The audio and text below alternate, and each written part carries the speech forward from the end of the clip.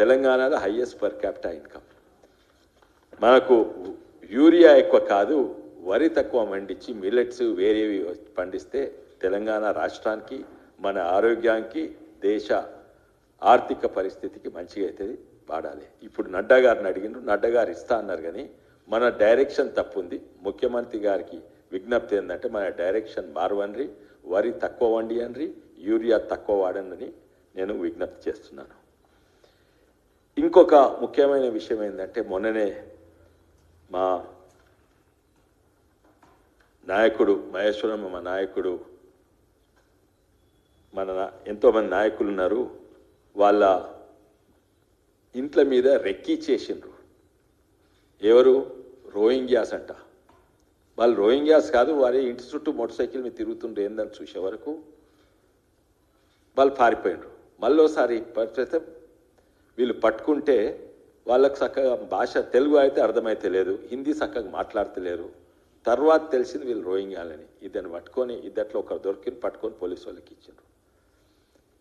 వాళ్ళు ఉల్టా మన మీద రెక్కీ చేస్తుండ్రు. మనం వాళ్ళని పట్టుకునేది పోయి మన ఇండ్ల చుట్టూ వాళ్ళు తిరుగుతున్నారు. వీళ్ళు ఏం చేస్తున్నారు పొద్దుగాలేంది.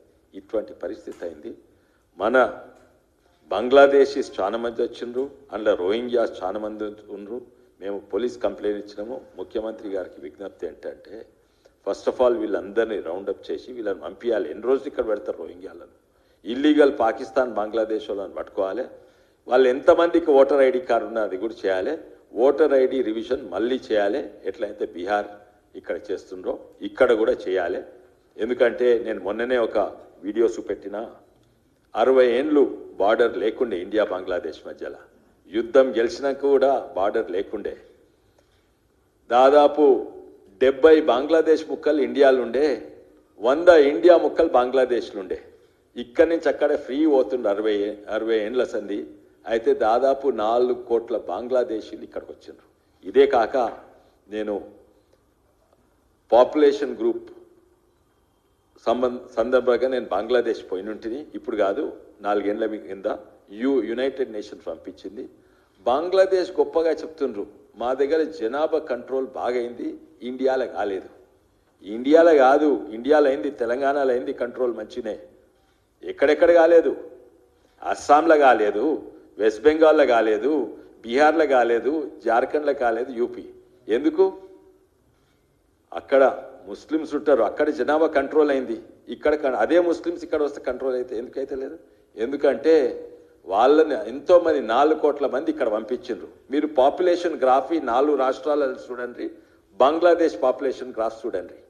బంగ్లాదేశ్ పాపులేషన్ 20 తక్కువైంది, ఈ 4 రాష్ట్రాల్లో పెరిగింది. అది 4 కోట్ల మంది బంగ్లాదేశ్ ఉన్నారు. నేను అనుకుంటా అందులో దాదాపు 20 లక్షల మంది మా తెలంగాణలో కూడా ఉన్నారు. తప్పనిసరిగా ఇది బార్డర్ కంట్రోల్ అయితే మోడీ గారు చేసిండ్రు. ఉన్నోళ్లను గుర్తించి వాళ్ళని వాపస్ పంపించాలి. ఎవరికైతే ఓటర్ ఐడి కార్డ్స్ ఉన్నాయో ఇమీడియట్లీ రద్దు చేయాలి.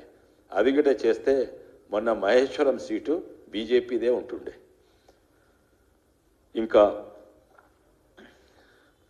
ప్రత్యేకంగా కేంద్ర ప్రభుత్వం ఎన్నో పథకాలు ఉన్నాయి.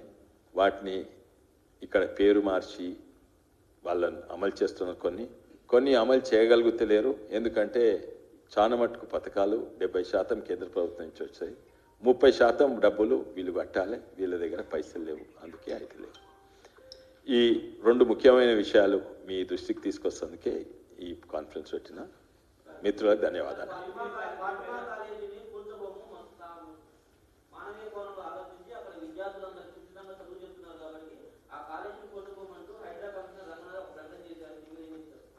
అంటే ముస్లింలు ఎంఐఎంను, అక్బరుద్దీన్ వాళ్ళకే మానవత్వము ఇవి దృష్టిలో పెట్టుకొని యాక్ట్ చేయాలి. మన పేద హిందువులను చూడొద్దా? ఓన్లీ బిల్డర్లను దృష్టిలో పెట్టుకోవాలి. హైడ్రా ముందు వచ్చినప్పుడు ఎంతోమంది బీజేపీ వాళ్ళు కూడా మెచ్చుకున్నారు. ఓ మంచి పని చేస్తుంది. నేను ప్రత్యేకంగా హైడ్రాను మెచ్చుకున్నా. కొంతమంది అన్న నువ్వు బీజేపీలో కాంగ్రెస్ ప్రభుత్వం హైదరాబాద్ కంటే మంచి పని చేస్తే మెచ్చుకుంటాం.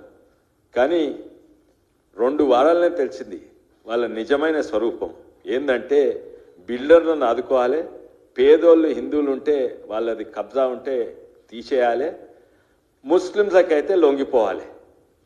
ఇది మల్కం చెరువ సల్కం చెరువు నేను నా సోషల్ మీడియా చూడని 8 ఏళ్ల కింద పెట్టిన ఆడ కన్స్ట్రక్షన్ అవుతుంటే అది కబ్జా సాధారణంగా చెరువు కబ్జా అయితే పక్కనే చెరువు మధ్యలో కట్టిండ్రు కానీ వీళ్ళకి దమ్ము లేదు ఎందుకంటే ముస్లిమ్స్ వీళ్ళ ఓట్ బ్యాంక్ ఎంఐఎంకు భయపడతారు ఎంఐఎం ఓల్డ్ సిటీని పాలించేది కాంగ్రెస్ ప్రభుత్వం కాదు తెలంగాణ ప్రభుత్వం కాదు ఎంఐఎం ఈ హైడ్రా దానిలో లొంగిపోయిండ్రు హైడ్రాకున్న బలం ఏంటంటే వాళ్ళ బుల్డోజర్ బలం కాదు వాళ్ళకు మంచి పేరు క్రెడిబిలిటీ ఆ క్రెడిబిలిటీ మొత్తానికే పోయింది క్రెడిబిలిటీ లేని హైడ్రా అయింది మొన్న మా వికారాబాద్లో లేక్ మధ్యలో కట్టినరు హైడ్రా అట్లనే చూస్తుంది 2 చచ్చిపోయినరు కూడా అక్కడ